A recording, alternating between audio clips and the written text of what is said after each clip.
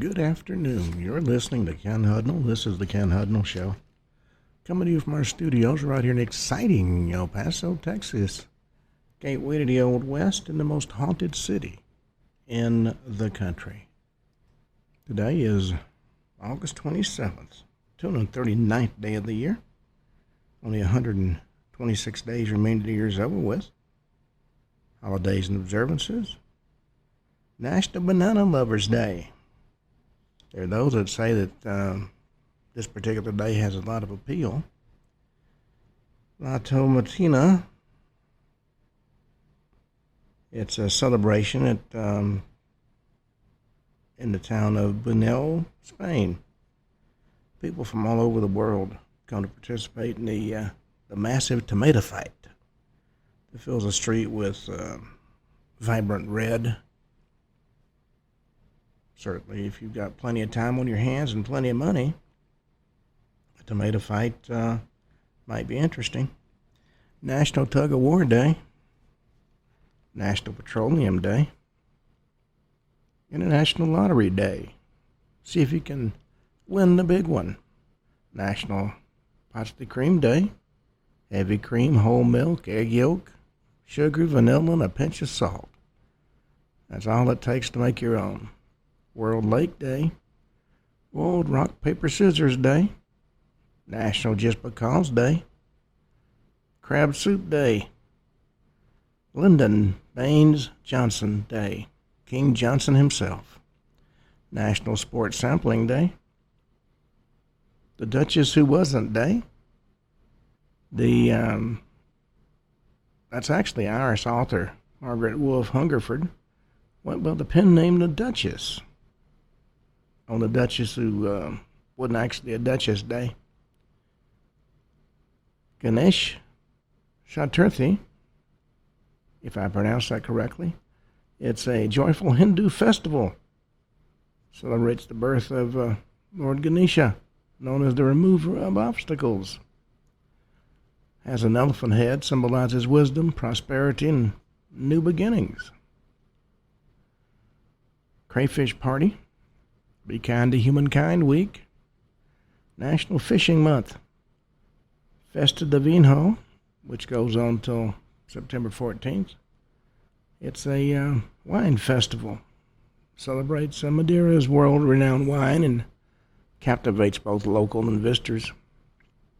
Held during the grape harvest season, transforms the island into a vibrant showcase of its cultural heritage, and helps you get plastered at the same time. Red Valley, which goes on through October 19th. Belgian Beer Week, National Composites Week, Navasard. International Plum Fair goes on through August 30th. Famous people born in the state, Aaron Paul and Lyndon the King Johnson.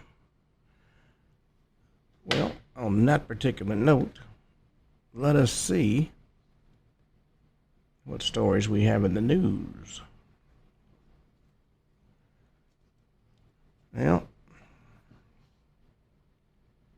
Democrat has flipped the Trump district in Iowa as the DNC chair blasts self-serving Republicans. The Democrats broke the GOP supermajority in Iowa, flipped the state Senate seat. Iowa Democrat Caitlin Dray defeated Republican Christopher Prosch in an open state Senate seat.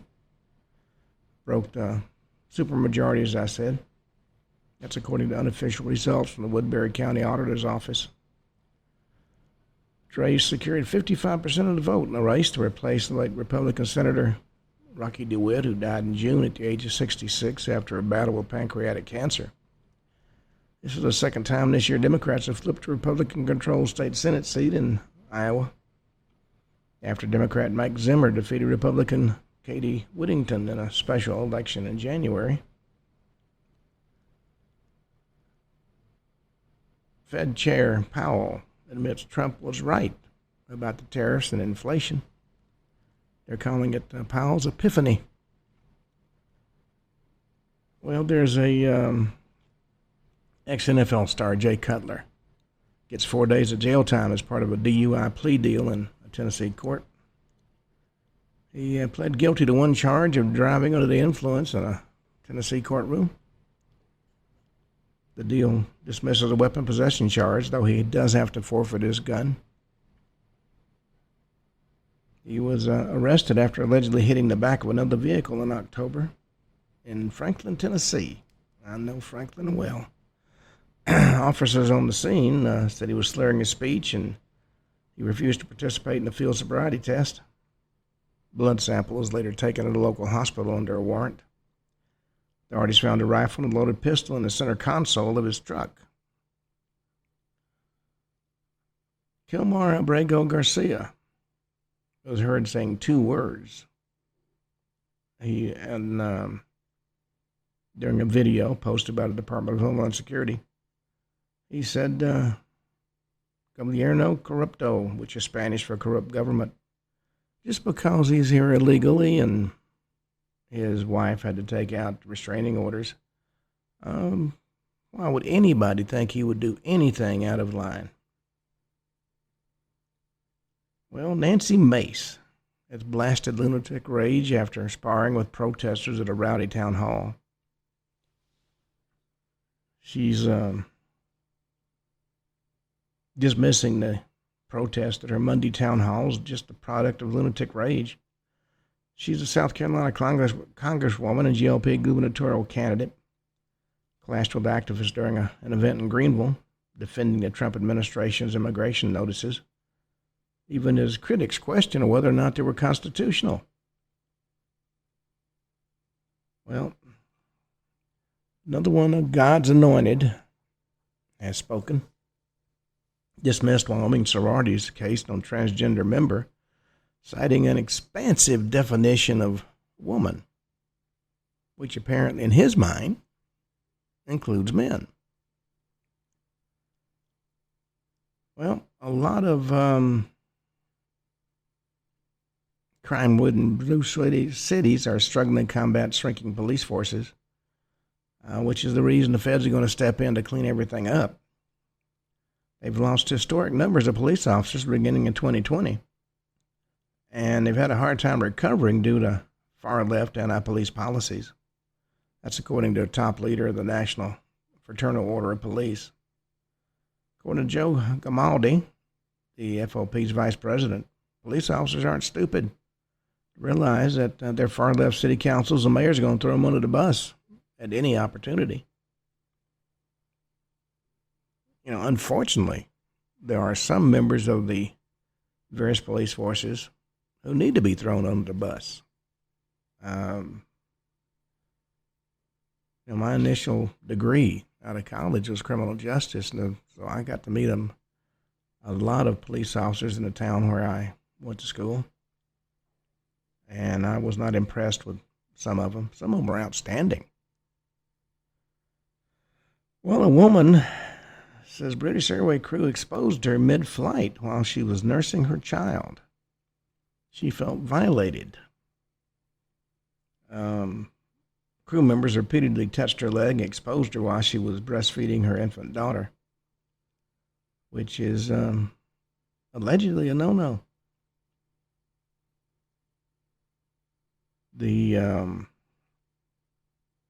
Taylor Swift has become engaged to her main squeeze, Kansas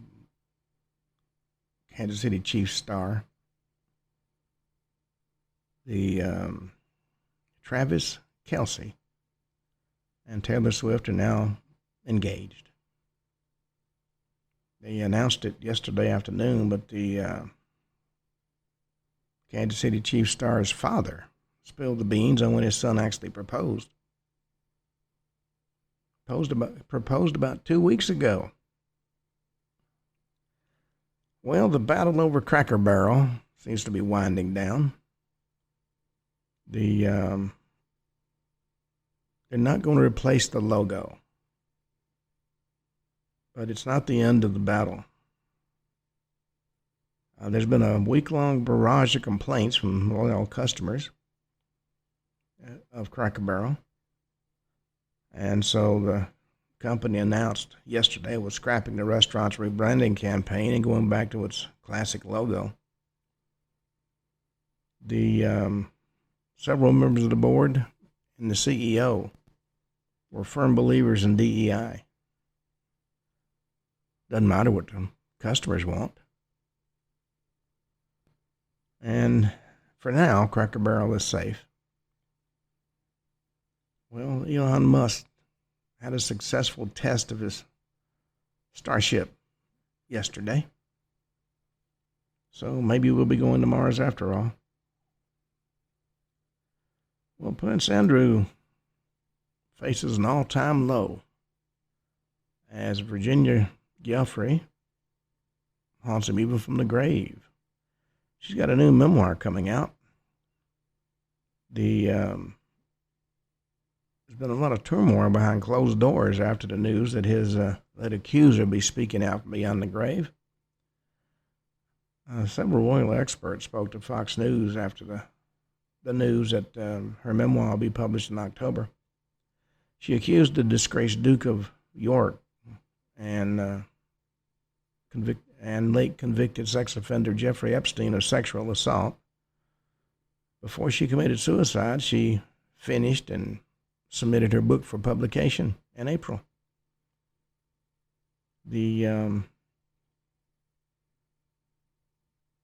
According to British broadcaster and photographer Helena Chard, Andrew has been in isolation at his Royal Lodge home, waiting for the moment he'll be out of the spotlight.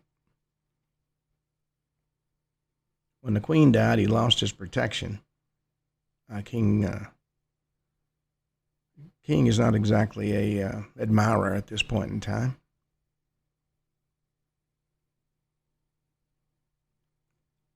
Family member of infants burned alive by the cartel. Thanks Trump for cracking down.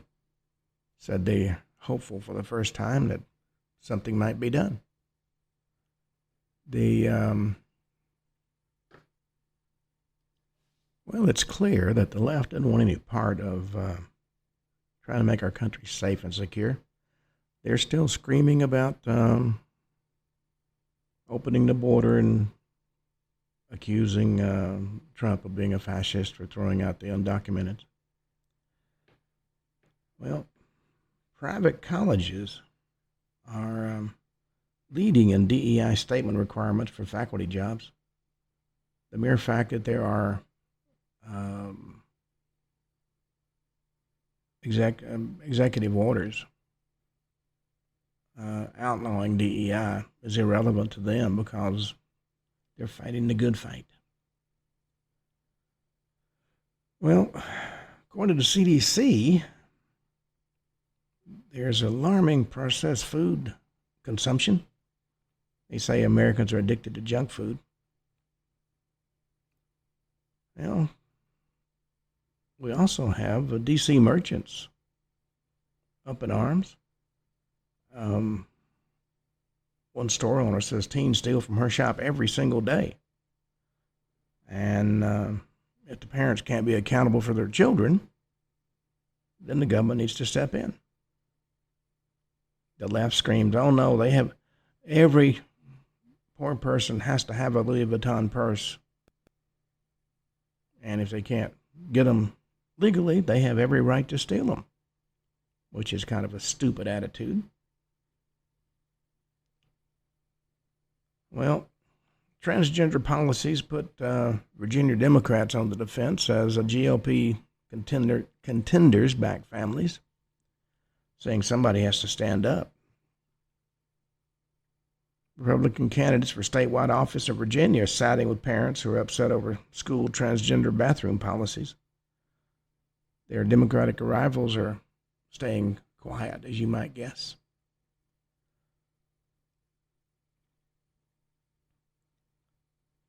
Well, the NAACP has now weighed in on the Texas redistricting fight. They say the Texas has a quite an obvious intent behind the redistricting plan. And Snoop Dogg is now weighed in on LGBTQ scenes in movies. He was actually defended on The Breakfast Club after his remarks sparked a backlash. And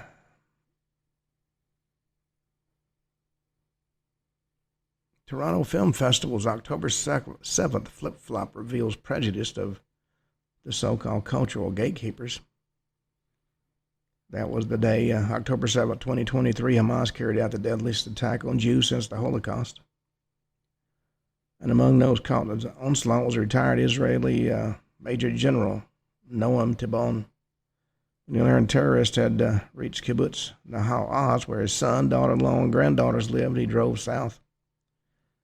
All along the way, he pulled survivors from cars, stopped to help soldiers, and eventually rescued his family.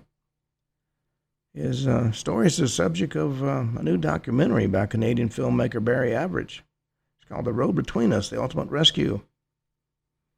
The Toronto International Film Festival initially invited the film to its 2025 lineup, but just weeks before the opening night, they pulled it. Festival officials cited unresolved legal clearance for footage, including material filmed and live-streamed by Hamas, and pointed to the risk of disruptive protest. In other words, they don't want to be involved. All right.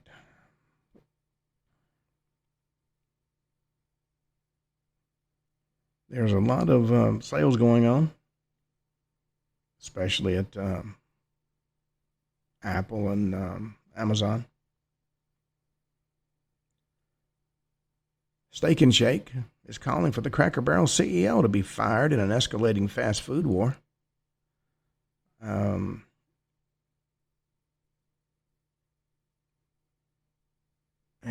let's see. President Trump is touting a massive fundraising haul since winning the 2024 election.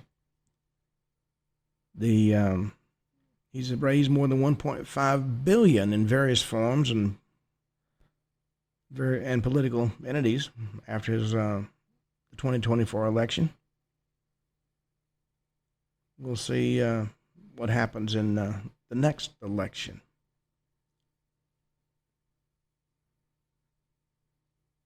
Now, the Taylor Swift and Travis Kelce engagement is posted as shattered Instagram records. In my humble opinion, when anybody cares, is a puzzle, but there you go. Well, the DNC can't seem to avoid getting involved in issues. The summer meeting was derailed over tensions involving dueling resolutions. And it all involves the war in Gaza between Israel and Hamas. Key DNC committee voted down a symbolic resolution calling for an arms embargo and suspension of U.S. military aid to Israel. Israel's been America's top ally in the Middle East. DNC's resolution committee, in a separate vote, unanimously passed a resolution reaffirming the party's support for diversity, equity, and inclusion amid a massive conservative backlash in recent years. But grabbing the spotlight Tuesday is more than 400 elected party officials from all 50 states and 7 territories got together in Minnesota's largest city to discuss the war in Gaza. The resolution introduced and supported by DNC Chair Ken Martin called for a ceasefire between Israel and Hamas, as well as unrestricted access to humanitarian aid to civilians in Gaza. That was unanimously passed by the panel. But the second, more forceful resolution, it was introduced by 26-year-old Allison Minnerly, a new DNC member from Florida, sparked major opposition. Well, unfortunately, a lot of the young Turks, as they used to be called back in my day, can't seem to get it through their heads that there is a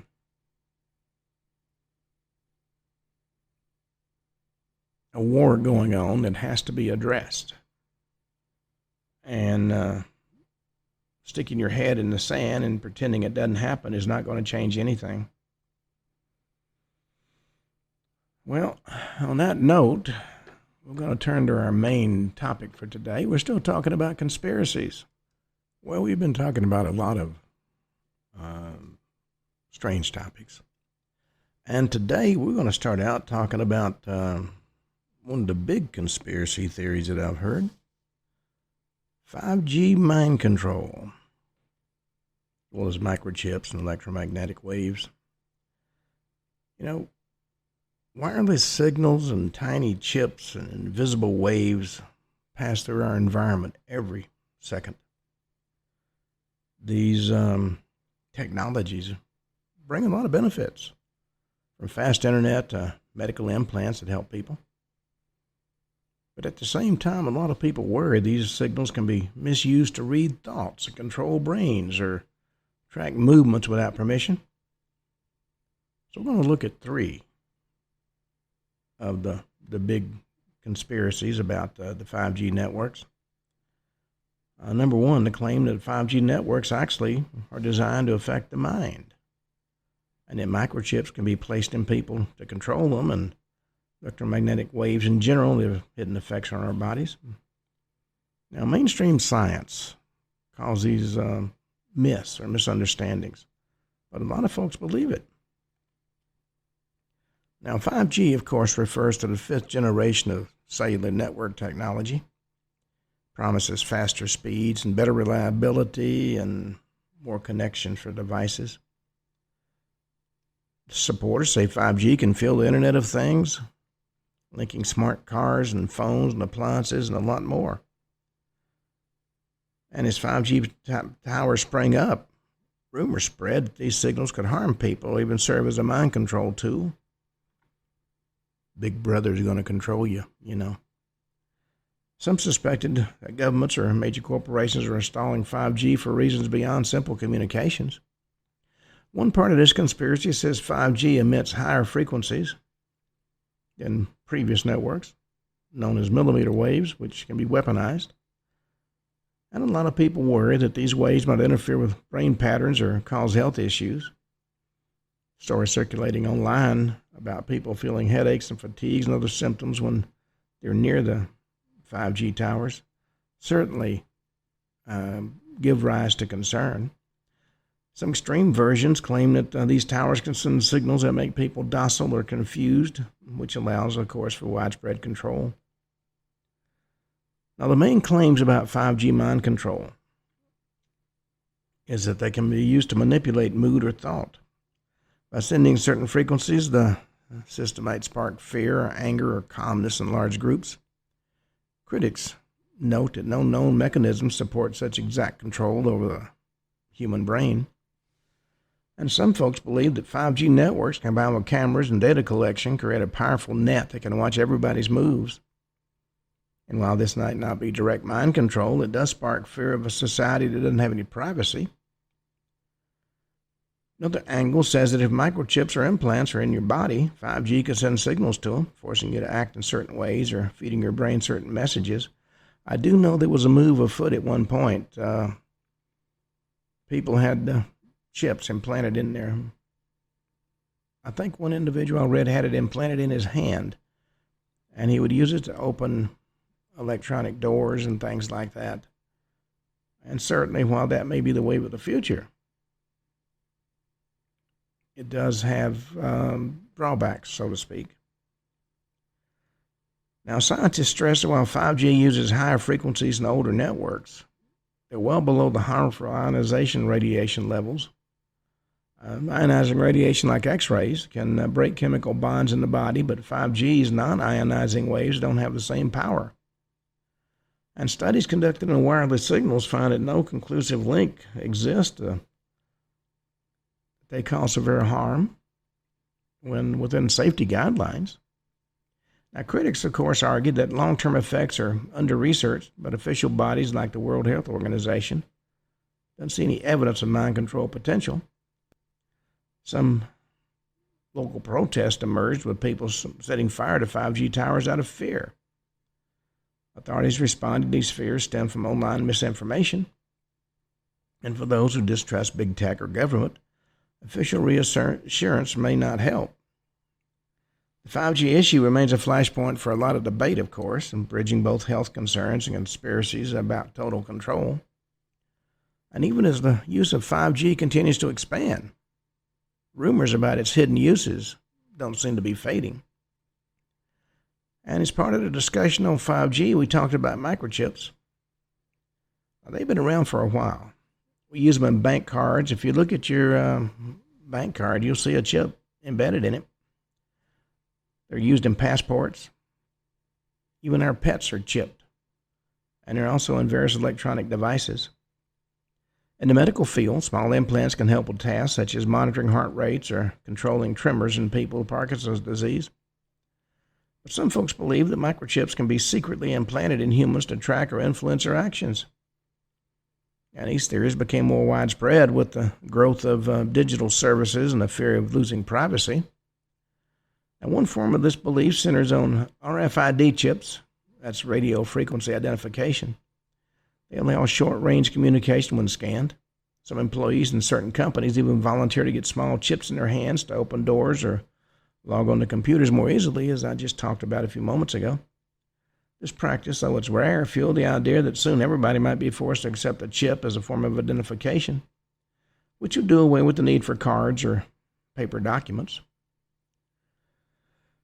Well, a strong part of the microchip conspiracy is that government or shadowy organizations want to inject chips into everybody. And people say these chips could track locations. They'd broadcast signals to reveal where you are at all times.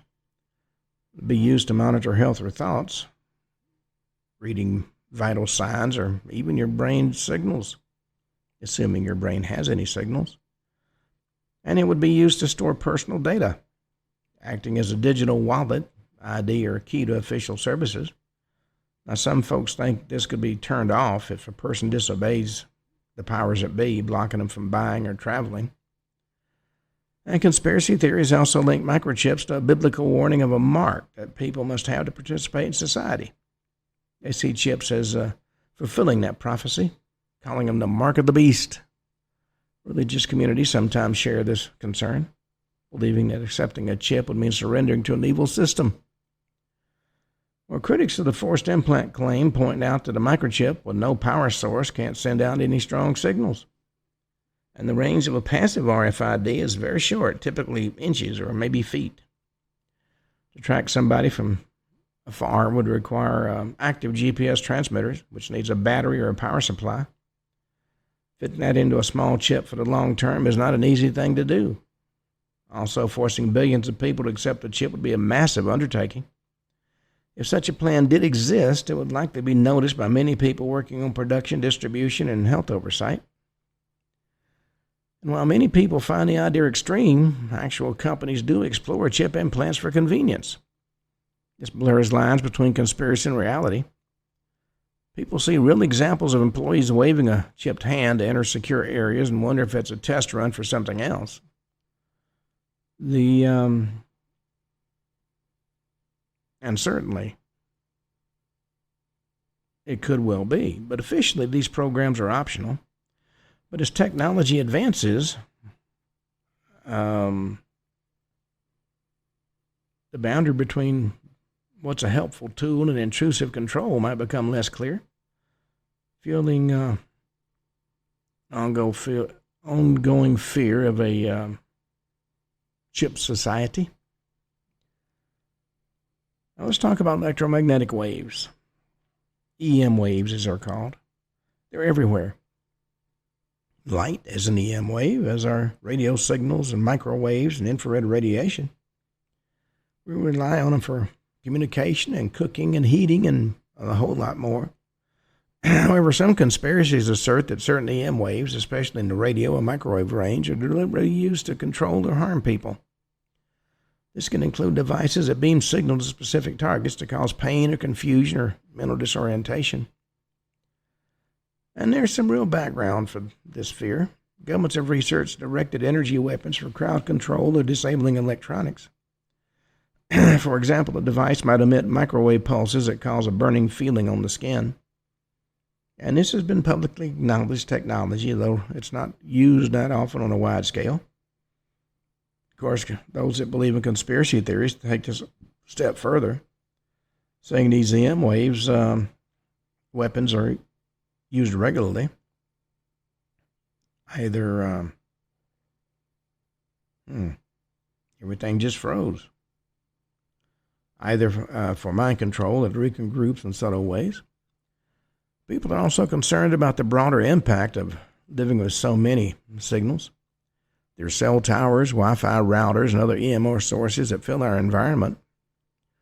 Some claim to have electromagnetic hypersensitivity, feeling headaches and nausea, fatigue when they get near these devices. Mainstream medicine doesn't confirm a link between everyday EM levels and these symptoms, but those affected disagree, saying they feel better when they're far from modern electronics. Well, studies on EM waves have been going on for decades, looking for cancer risk or other harm. And while high power or prolonged exposure to strong radiation can be harmful, everyday levels from phones and routers generally seen as safe by the major health organizations. Conspiracy advocates say the study is not thorough or influenced by corporate sponsors who want to hide the truth. So the standoff remains, with official bodies on one side and a number of groups on the other. Now, the biggest leap is the idea that these waves can control thoughts. Some conspiracies reference patents on devices that could send signals to the brain, suggesting these can be used on entire populations.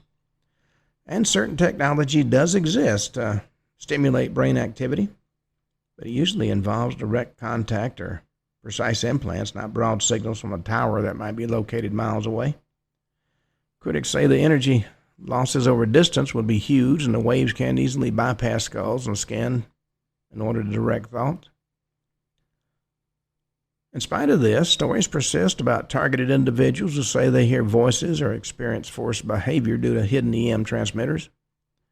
Mental health experts often see this as a form of paranoid thinking or a symptom of certain conditions. However, the people reporting it insist it's a very real condition. This conflict between official science and personal testimony makes the issue hard to resolve. To the victims, of course, it feels like a direct assault. To the doctors, it looks like you're a sandwich short of a picnic. Well, if you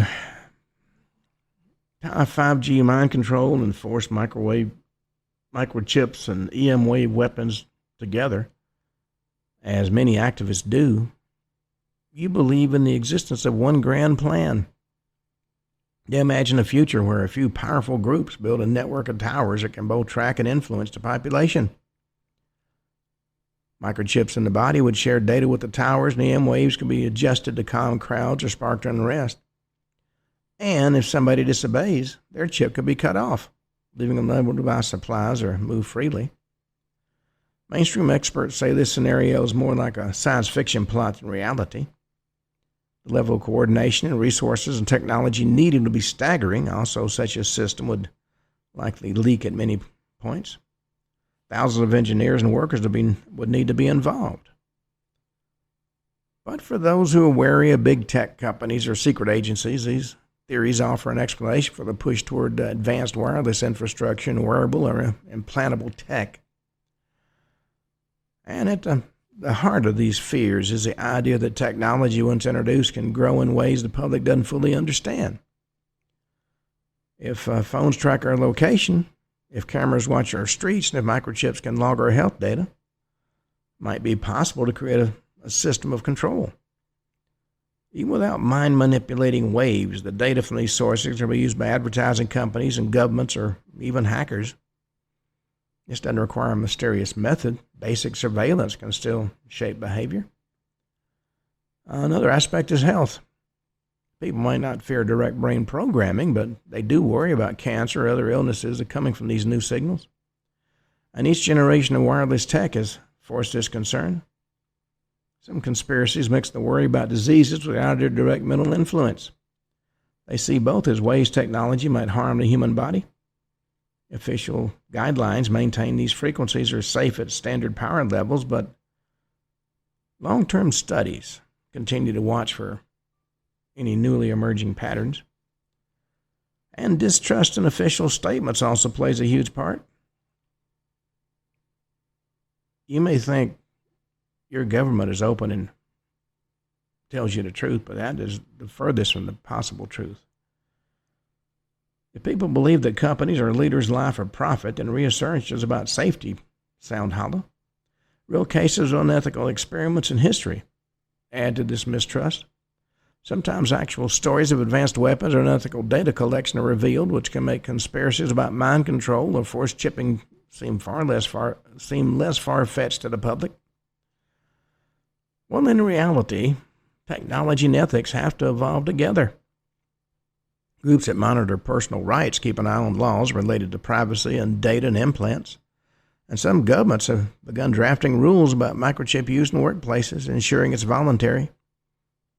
These steps might reduce conspiracy fears, but for others, any official policy is suspect. Tension between innovation and caution is likely to remain for a long time. Well, from possible mind control, let's turn to what I believe are more amusing conspiracies. How about Bigfoot, or the Loch Ness Monster, or even the vicious Chupacabra? Legends about strange creatures have sparked curiosity across different cultures. People have shared stories of large, hair-covered beasts, underwater monsters, and frightening animals that attack livestock. You see these tales on news reports and TV shows and in online forums where people debate whether these creatures are real or simply myths. Well, we're going to talk about 3 widely known legends: Bigfoot, the Loch Ness Monster, and the inimitable Chupacabra. Each one is described in a lot of sightings, footprints, photos, and videos. But mainstream science has found little proof they exist. We're going to look at the background of these tales and examine the evidence claimed by believers and see what the critics say. And whether they're real or not, these stories remain a big part of today's discussion about unknown animals and unexplained events. We're going to start out talking about cryptids. Now, a cryptid is a creature or a plant whose existence is suggested but not proven by science. Bigfoot, or the Loch Ness Monster, and Chupacabra all fall into this category. Sightings and stories about them often come from areas with thick forests and deep lakes and remote countryside. Well, it's very hard to do a thorough search. And these legends also address an age-old human wish to find mystery in the world. Thousands of years ago, people told stories about dragons and sea serpents and even giant birds. And today's cryptids often fill that same role. Even if we have scientific methods and global communication, there may still be corners of the earth left to explore. Some folks hold on to the hope that new and amazing creatures still wait to be discovered. Well, supporters of these cryptid tales might argue that there are examples of real animals that were once dismissed as myths, like the okapi or the giant squid. Over time, explorers found proof these animals actually did exist, even though early reports sounded unbelievable. And this history fuels the idea that Bigfoot and the Loch Ness Monster or the Chupacabra may also turn out to be real. Skeptics, on the other hand, see the lack of strong evidence as a sign these creatures are the product of a legend or a misidentification. Now, Bigfoot's one of the most recognizable legends in North America, known by various names such as Sasquatch or the Yeti. Sasquatch is used in parts of the Pacific Northwest, and the Yeti is used in the Himalayas. This creature is normally described as tall and hairy and ape-like. It walks on 2 legs, just like a man. Witnesses say it can even stand 7 to 9 feet tall, with footprints so large that people began calling it Bigfoot. Stories of a wild man-like figure living in the woods go back centuries among native tribes. Modern interest took off in the mid-20th century when media started printing accounts of footprints and sightings and even shaky videos. One of the most well-known pieces of alleged evidence is the Patterson-Gimlin film shot in 1967. In this video clip, a tall, hairy figure appears to walk along a creek. The supporters claim the creature's muscle movements and body shape and steady gait are not consistent with a person in a costume. Of course, critics argue it could indeed be a person in a costume. Attempts to analyze the film have never produced a clear conclusion. Beyond the film, some people present large footprints with odd toe patterns, hair samples, or audio recordings of howls they say come from Bigfoot. Laboratories have sometimes analyzed hair or DNA that turned out to belong to bears or wolves or other common animals. And tracks can be faked or misread. Now, no remains like bones or teeth have been found and confirmed to belong to an unknown ape. But year after year, new sightings continue to surface. Many eyewitnesses' accounts describe the creature as shy. They say it keeps its distance from humans, often running away when seen. Some sightings come from people out camping or hiking who report sudden bad smells or strange calls or finding large footprints around their camps. Other sightings happen in wooded areas at night where shapes or outlines are harder to identify. Believers think Bigfoot might have a good sense of smell or hearing, allowing it to avoid roads and major towns. Skeptics note that it seems unlikely a large animal population will go undetected, especially near areas where people hike or live. Now, Bigfoot has appeared in movies and TV shows and a wide range of merchandise. There are Bigfoot festivals that are sometimes held in certain regions, although not everybody who attends truly believes in the creature. Some see it as lighthearted fun. Others are dedicated researchers who gather to share evidence and theories. And local businesses in forest areas may sell Bigfoot souvenirs, guide tours into Sasquatch territory, and share local stories. This commercial side can also spark doubt, since critics say hoaxes might be done for financial gain or publicity. And despite the controversy, Bigfoot remains a powerful icon of the unknown. The image of a tall, mysterious forest giant reminds us that the wilderness might still hold surprises. And whether Bigfoot exists or not, its legend shows how strongly people connect with the ideas of undiscovered creatures. Some see it as a hope that nature can hide big secrets, even in the modern age of GPS and smartphones. I've done a lot of research. I'm going to do a book on Bigfoot, and I have found stories by people who really had no reason to lie. That one man actually was kidnapped and taken to a cave where a Bigfoot family was living. Apparently, he had been selected to be the future husband of a female Bigfoot. Well, let's talk about the Loch Ness Monster, otherwise known as Nessie. Said to live in Scotland's Loch Ness. It's a large, deep lake with dark, murky waters. Unlike Bigfoot, which roams forests and mountains, Nessie's believed to inhabit a single body of water. Stories of this strange creature in the Loch Ness go back hundreds of years. More modern reports began in the 1930s, about the time new roads allowed easier travel along the lake. Drivers and tourists started claiming they saw something large and unknown swimming or floating on the surface. Witnesses who say they've seen Nessie usually described a long-necked creature with one or more humps on its back. The head might look like a snake or a small horse. This led some to wonder if it might be a plesiosaur, a type of marine reptile believed to be extinct since the age of the dinosaurs. Others argue it could be a giant eel, a sturgeon, or even logs and waves mistaken for a monster. Yes, if you see something that's not supposed to exist, you too could be named as a blithering idiot. Photos and sonar readings are the main evidence offered by Nessie's believers. The famous surgeon's photo from 1934 showed a small head and neck rising out of the water. It was later revealed to be a hoax made from a toy submarine. Sonar scans, though, have shown large moving shapes deep in the loch. Critics say these readings could be schools of fish, underwater debris, or other unexplainable objects. One interesting point about Loch Ness is its size. It's over 20 miles long and extremely deep, close to 800 feet in some places. Water is also dark with peat, limiting visibility. This environment feeds the idea that a big creature could actually hide there. However, scientists say that for a breeding population of large animals to exist, there should be enough food and more frequent sightings. Now, some studies have tested the water's DNA to see which species live there, and they found no unknown giant reptile or creature. Eel DNA did appear, leading to theories that big eels might be behind all the sightings. Now, Loch Ness is a famous tourist spot in Scotland, partly because of the Nessie legend. People visit to take boat tours, watch the waters, and hopefully catch a glimpse of the monster themselves. Shops sell Nessie-themed items, and the local economy benefits from the creature's fame.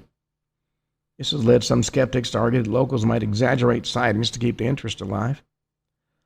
But a lot of local residents generally share stories passed down through generations. Over the decades, numerous searches have been launched. Researchers with submarines and divers and sonar equipment have scoured the depths without finding conclusive proof a monster exists.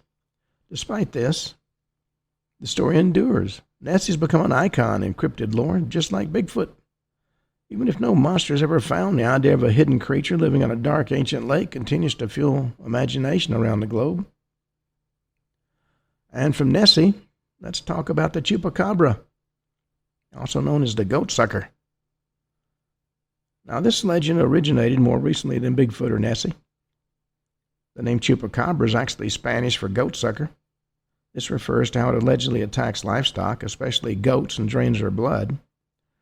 Earliest reports came from Puerto Rico in the mid-1990s when farmers found dead animals with strange puncture marks. Witnesses described a small lizard-like or alien-like beast with big eyes and sharp spikes along its back and a really foul odor. Soon, stories spread throughout Latin America and the southern United States. Sometimes the Chupacabra is said to stand on 2 legs, other times it stands on 4. Some describe it as kangaroo-like, others more dog-like. The constant feature of all the descriptions was that it supposedly preys on animals by biting the neck or chest to suck the blood. Over time, a lot of the alleged Chupacabra bodies were found and examined. In most cases, they did turn out to be dogs and coyotes or raccoons suffering from mange, a disease that causes hair loss and abnormal appearance. When these animals lose hair, their skin can look shriveled, giving them a strange, sometimes scary look. You may wander near farms in search of easy food, and if they attack livestock, the wounds might seem unusual. Even so, some people insist that the real Chupacabra is something else. They argue that the sightings of hairless canines don't match older reports of a spiky reptilian creature. They believe the real Chupacabra remains elusive, while these mange-ridden animals are just mistaken for it. Critics respond that the reptilian version was based largely on early eyewitness descriptions or sensationalized news stories, and memory, of course, can be unreliable. Over the years, the legend changed to include dog-like forms because that's what people found in real life. Now, the angle focuses on vampire myths, which existed in a lot of cultures. The idea of a creature that drinks blood from livestock is nothing new. Some see the Chupacabra as a modern version of older folk stories about demon-like beasts that roam the night. The difference is the mention of alien-like features might connect to modern beliefs about extraterrestrials. Well, as you might guess, the Chupacabra quickly became a topic in Spanish-language TV shows, tabloids, and radio. It spread to English-speaking media, too, popped up in cartoons and films and documentaries. And with the finding of each new Chupacabra body, headlines appeared, drawing attention. However, most scientists concluded these bodies were wild canines with mange, which can explain why they look mutated or had unusual skin textures. DNA tests nearly always match known species. One reason the legend gained such traction is fear. Farmers who lost goats or chickens wanted an explanation for what happened. If you saw a hairless, frightening creature, it stood out. Even the name Chupacabra grabbed attention, being both exotic and scary. Over time, the image of a blood-sucking cryptid carved out a space in modern folklore, especially in places where livestock roam free. Well, Bigfoot and the Loch Ness Monster and the Chupacabra all share a common thread. They spark a sense of wonder and a bit of fear. Each cryptid is said to live in a region that fosters these rumors, forests, lakes, or rural farmland, and each is tied to sightings that might be hoaxes, misidentification, or unusual events. But the persistence of these tales may come from local culture. Each creature has roots in local folklore and environment, making it feel special to the area. Of course, media coverage is a main reason it is announced to the world. Sensational headlines and TV specials keeps the stories alive, drawing more witnesses who then share their own experiences. And then there's scientific possibilities. Some supporters point to the discovery of new species, the reappearance of creatures once thought extinct, and argue cryptids might be the same thing. And there's the desire for mystery, of course. Can't rule that out. A lot of folks like the idea that not everything is explained. Cryptids could be living proof that the world still holds secrets. Well, skeptics usually point to the absence of strong proof. No confirmed specimens, consistent DNA evidence, or fully credible photos exist. They also note that in a world of trail cameras and drones and constant phone recordings, real evidence of these creatures would likely have surfaced by now. Still, the lack of a clear answer keeps the debate going. Could it be that these creatures are extra cautious or exist in very small numbers? Believers say yes, and critics say no, and claim it's only a story. Another factor is that when a mystery is investigated, each new clue that turns out to be false can still fuel belief in the cryptid itself. Some people simply say that one was fake, but the real creature's still out there. And this cycle's repeated itself for decades in Bigfoot and Nessie research. A hoax footprint or fake photo doesn't end the legend. Sometimes make true believers more determined to find the genuine evidence. Well, turning from the Loch Ness Monster and Bigfoot, let's talk about conspiracies a little closer to home. There's been a lot of conspiracy theories about the JFK assassination, mysterious substances that have been found, and government brainwashing. So we're going to move into a little different realm of conspiracy talk. This one's focused on real historical events, hush-hush experiments, and alleged attempts to influence and control thoughts. Now, one of the best-known conspiracy theories revolves around President John F. Kennedy. He was assassinated November 22nd, 1963. It shocked the United States and the world, led to decades of suspicion about who might have been behind it. Reports of unknown chemicals or secret research has also led people to suspect that authorities carry out hidden trials or develop ways to manipulate minds. Some stories point to the use of LSD and airborne toxins and even microwave beams for covert operations. So we're going to talk about all three of these major topics. Now, President Kennedy was shot and killed in a motorcade in Dallas, Texas. Lee Harvey Oswald was charged with the crime, and in 2 days later, he was killed by Jack Ruby while being walked through the basement of the police headquarters. The official investigation known as the Warren Commission concluded that Oswald acted alone. Politically, there could not be a conspiracy. A lot of folks doubt what the Warren Commission had to say. They see conflicting witness statements, suspicious movements, potential evidence of a broader plot. They don't believe all this could have been the work of a lone gunman. Now, the Warren Commission found that Oswald fired 3 shots from the 6th floor of the Texas School Book Depository. 1 bullet missed. Another hit Kennedy and Texas Governor John Connally. That was the magic bullet. And then a final shot struck Kennedy's head in the head. But critics question the single bullet theory, sometimes called the magic bullet theory. They say it seems unlikely one shot could have done so much damage given the position of Kennedy and Connally in the car. Conspiracy theorists also point to alleged sightings of gunmen on the grassy knoll. That's a small hill in front of Kennedy's limousine. Witnesses claim to have heard shots from that direction. Some videos of the assassination appear to suggest Kennedy's head moved in a way that indicates a frontal shot. U.S. House Select Committee on Assassination later concluded Kennedy was probably assassinated as a result of a conspiracy. But of course, it didn't name who else might be involved. Over the years, other suspected culprits have included the CIA and the Mafia and Cuban exiles, even Vice President Lyndon I'm going to be King Johnson. The idea is that Kennedy had many enemies because of his positions on Cuba. His talk about breaking secret societies or changes he was making in government. And the release of previously classified files continues to trickle out. While none is offered a smoking gun, every new detail does spark fresh discussion. And then you have to consider the role of Jack Ruby. His shooting of Oswald on live TV raises a lot of questions. Ruby claimed he acted out of rage over Kennedy's death, and the fact he didn't want Jackie Kennedy to have to come back to Texas to take part in a trial. But conspiracy theorists claim he wanted to silence Oswald. They point to Ruby's ties to nightclub operations and possible mafia connections. And the timing of his actions and his subsequent death from cancer in 1967 fuel more rumors he was part of a larger plan to keep Oswald from testifying.